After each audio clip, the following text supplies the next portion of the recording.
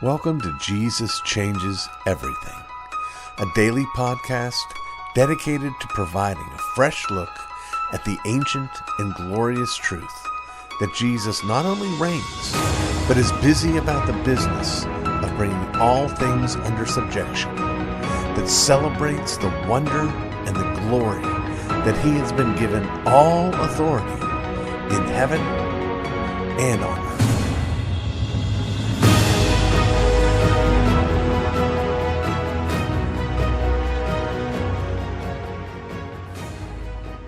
Well, it's been far too long since we've had a Gospel at Work segment, but I'm glad as we're coming back to have as our guest Mr. J.C. Weyand, and he is an old online friend who recently got in touch with me on another matter, and he serves as a state's attorney there in the state of Missouri under the authority of the Missouri Supreme Court, and also as an adjunct professor of constitutional law. So I'm guessing those of you who know me well will guess that we might have a few things in common. And so welcome, JC. I'm glad to have you with us. It's great to be here, RC. Well, thank you so much. Now, I've mentioned to you already that in this segment, we like to ask folks in different walks of life, how does the gospel impact the work that you do? And I know that in addition to, well, I don't even want to take your thunder. I'm just going to lay that big, broad, open question in front of you and try to get it out of your way. I know as a lawyer, you know how to talk for a long time. So if suddenly our friends in Missouri feel the temperature rising, you'll know why. There's some hot air coming your way. Well, thankfully, as a lawyer, I also know how to speak with brevity when necessary. Yes. A lot of times judges are particular, they aren't particularly keen on a long-winded lawyer, delaying a dinner date with their wife or, a lunch meeting or a tea time. So, no, I can certainly be brief, but so how the gospel impacts what I do professionally. Yeah. Is that the general question? Okay. I think it impacts every facet of what I do professionally. So to kind of give a little background of what exactly I do. So I'm a state's attorney and I'm a special prosecutor / chief juvenile officer. So what that means is I'm a special independent prosecutor of certain types of cases for 3 different counties. So in Missouri, we generally have a prosecutor per county, except for certain types of cases where I'm the special prosecutor and chief law enforcement officer in regards to those cases. Okay. Those cases being child abuse, neglect, and juvenile delinquency. Okay. So a child abuse neglect case is when a parent isn't doing what they ought to be doing in order to properly care for their child for a variety of different reasons, and the state has to come in and remove the children from that home and place them into foster care. And then juvenile delinquency is obviously a juvenile committing a crime.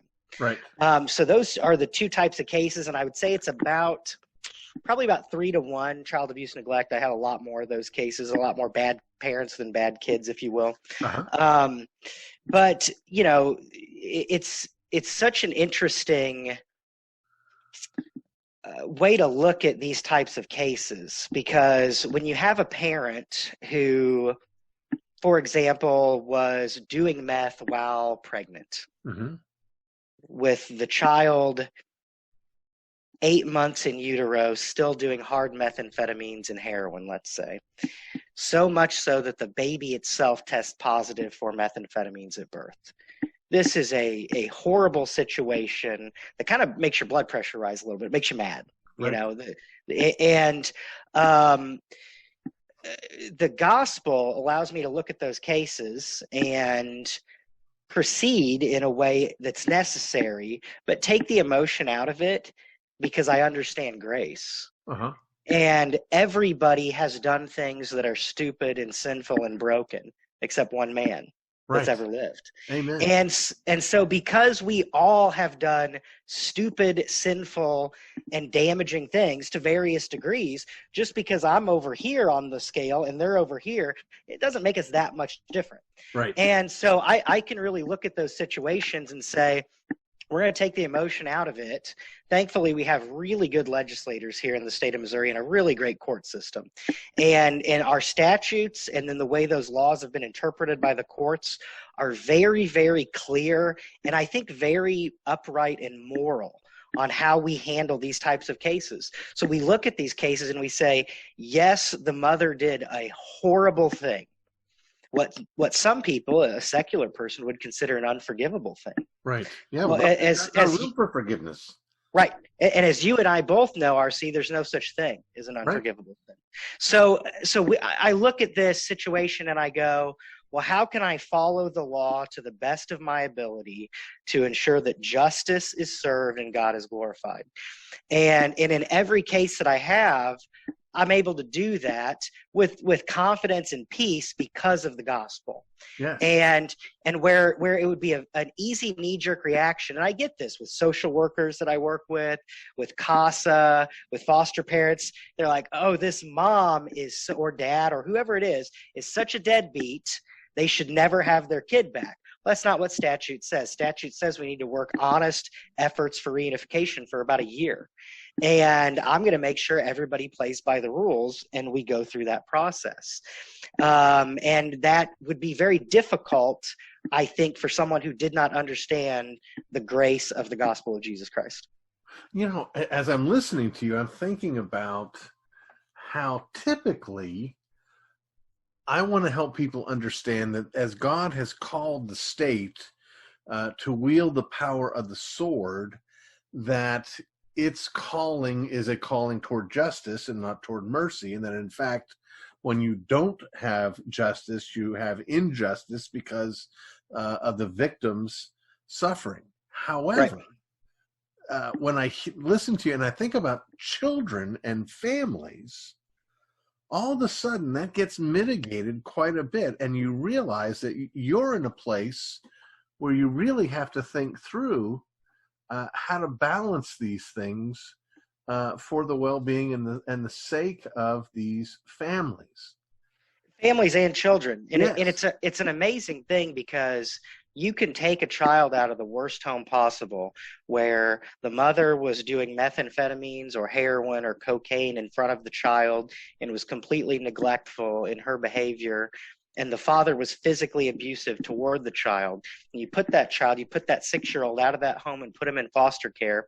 And as the guardian ad litem, which we have really good guardian ad litems in our state, actually do most of the training for guardian ad litems for the state of Missouri, certainly the only training involved in juvenile case guardian ad litems. But so maybe that's a little bit my credit, but we have great guardian ad litems. When they speak to those children, that they're representing their best interest and say, what do you want?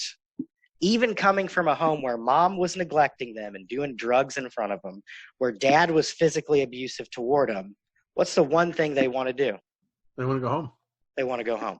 And so that is the really, really tricky thing that you have to balance. And like I said, if you understand grace, if you understand the depravity of mankind, and if you understand your role as an administrator, in the justice system from a Christian perspective, it makes it really easy to just trust God and follow the law and see the situations for what they are. Yeah, I would think so. I had a pretty strong sense of where you were headed just a minute ago because my precious wife, Lisa, over the course of her life has had probably a couple of dozen of foster kids under her care. And she has told me how amazing it always has been about how loyal these kids are to their parents who have, again, done badly enough to lose custody.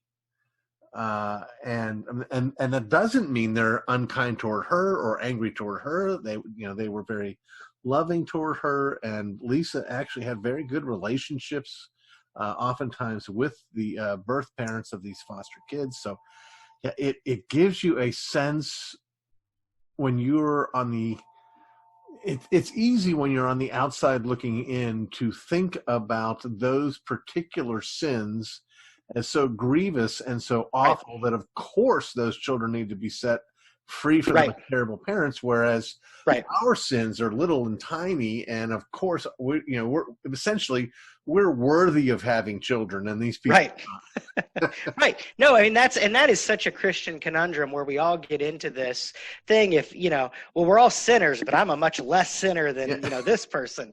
That makes us feel really good about ourselves. But when you understand, especially from a Calvinistic perspective, that we are all filthy, dirty rags in the eyes of God. We are all murderers, killers, and thieves. When a holy and perfect God looks at us, it's like, am I that much different from this person?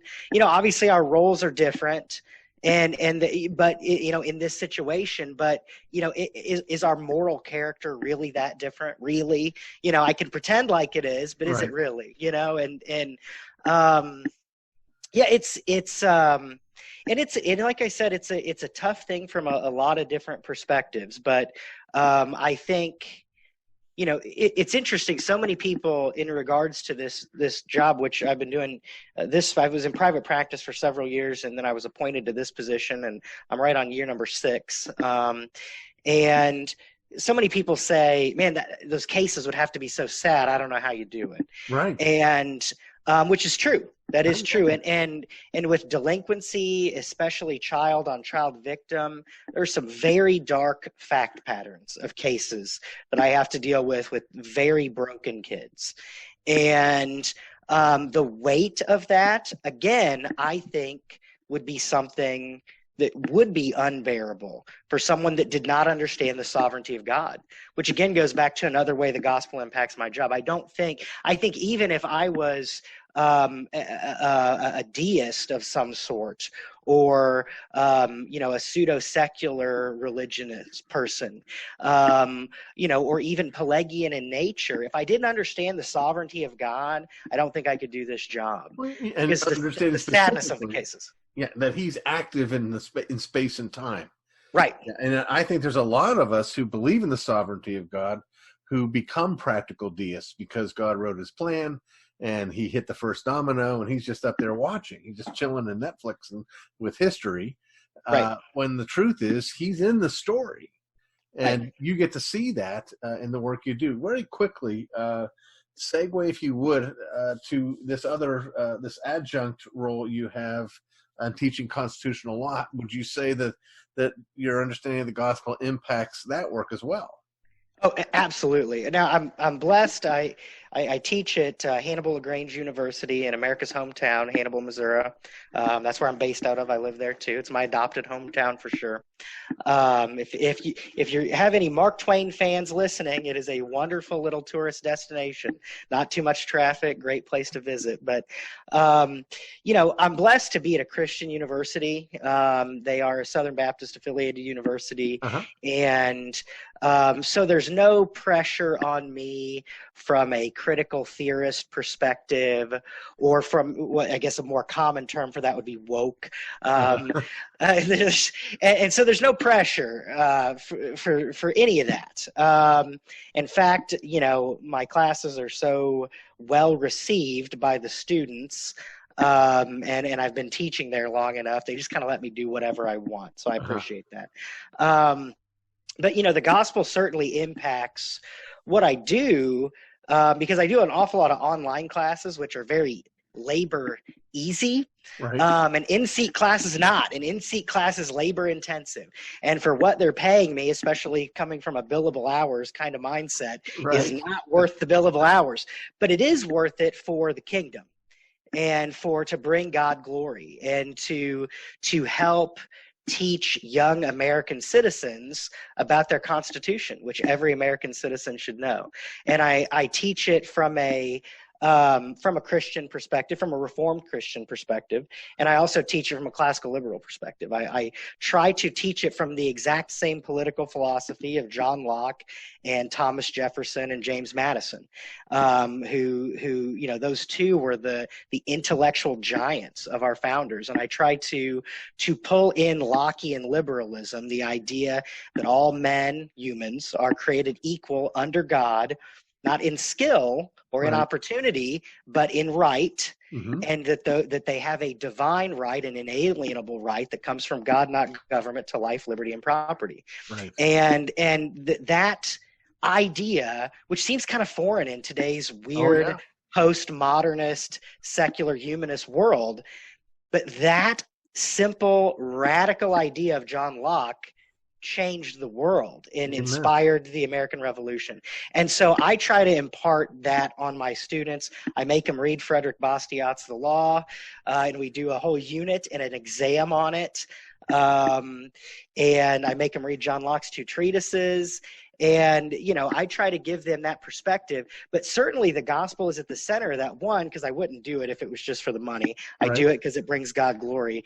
And 2, I do have some special classes where I get to talk about specific things. On Halloween, I always do a Reformation Day class where I talk about Luther's impact on Western civilization and just what the Reformation was all about. And on the class before Thanksgiving break, I always do a class on the Puritans. Okay. And then the Puritan separatist settlers. And I explain why that's important, that if classical liberalism was the head of America's DNA, the mind, if you will, Puritan morals and culture was certainly the heart. Yes. The idea of work ethic and family and education and duty. Those were all things directly taken from the Puritans. So to understand America's DNA, you have to understand Lockean liberalism and a little bit Puritan culture. Yeah, well, as we're running out of time here, so I just want to make this sort of try to wrap this up a little bit. And as I'm again listening, I'm thinking too that one of the defining qualities of the Puritans can be traced directly back to Luther and the Reformation, and then from there to this segment and more broadly the whole of my podcast. That the podcast is called Jesus Changes Everything, and it was Luther who, in affirming the priesthood of all believers, isn't simply saying that's just not another word for private interpretation. It's a word for understanding that everything that we do is all about the kingdom. And so the Puritans, again, had that mindset. They didn't have a bifurcated life between the sacred and the secular. And we're trying to help people do the same thing. I am so grateful to be able to share with my listeners all that you've had to say, and grateful to know about all the families and the children that are being blessed by the wisdom that God's blessed you with, and these students at the university, that they're blessed by your wisdom. I pray that you'll be willing to come back again. I always say that one of the great things about being in charge is I can create whole new segments so that I can have the same people come back. Well, I'd certainly be happy to. It was a pleasure, and we're old online friends, and I appreciate what you do and your commitment to truth. I'm sure your listeners understand, because they listen to you, that it seems commonplace, but for men of a Reformed bent to stand up firmly, particularly of a Presbyterian Reformed bent, to the current culture of postmodernism, neo-Marxism, and really radical secular humanism in the world is a rare thing. And it takes courage to do that. And I certainly appreciate you, brother, for always venturing to speak truth. Thank you so much. You've been listening to the Jesus Changes Everything podcast, a production of Dunamis Fellowship, the teaching outreach of Dr. R.C. Sproul Jr. If you've enjoyed this podcast, we encourage you to subscribe, which you can do at all the usual outlets, to tell your friends, and to spread the word. To learn more about the work of Dunamis Fellowship, please visit rcsproulJR.com. and join us next time on Jesus Changes Everything.